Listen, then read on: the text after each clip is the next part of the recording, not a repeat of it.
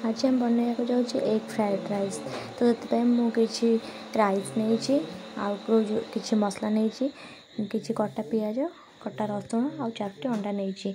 तो ये मुझे कौन करी ना अंडा गुड़ा सब भांगीदेवी से जो मसला गुड़ा नहीं तो ताकू से मिक्स करके रखिदेवी।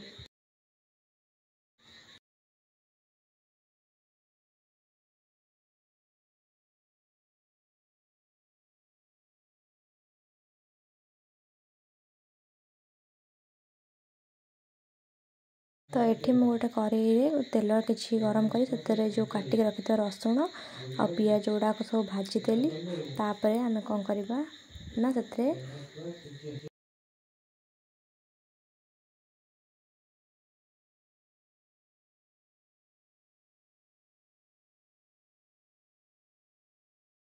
किछि लुण ऐड करवा। तापर ताको भलसे मिक्स करदवा।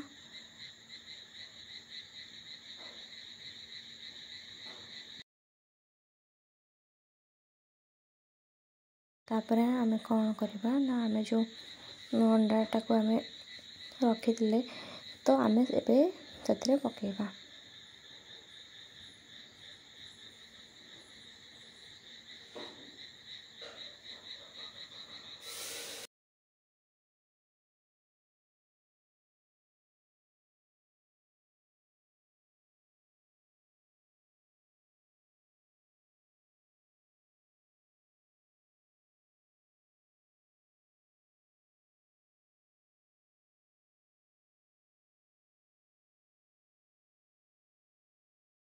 तो अंडा को आम भलसे भाजवा।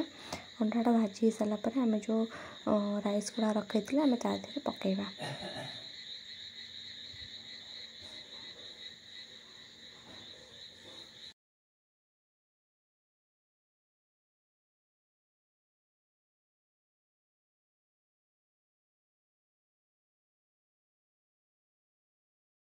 तो देखो आमर अंडा गुड़ा भलसे भाजी होती। तो आम राइस गुड़ा पकईदे।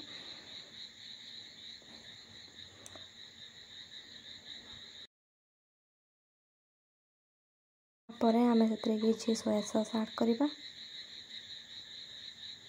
आउ कि सेजवान सॉस ऐड करवा। बस सरला एठी आमर प्रस्तुत हो गला egg fried rice.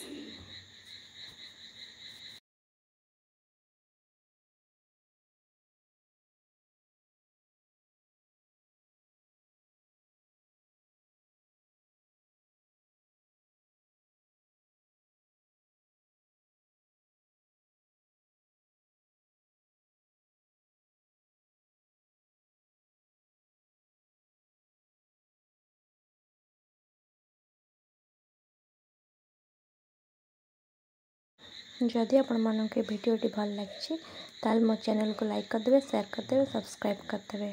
Thank you.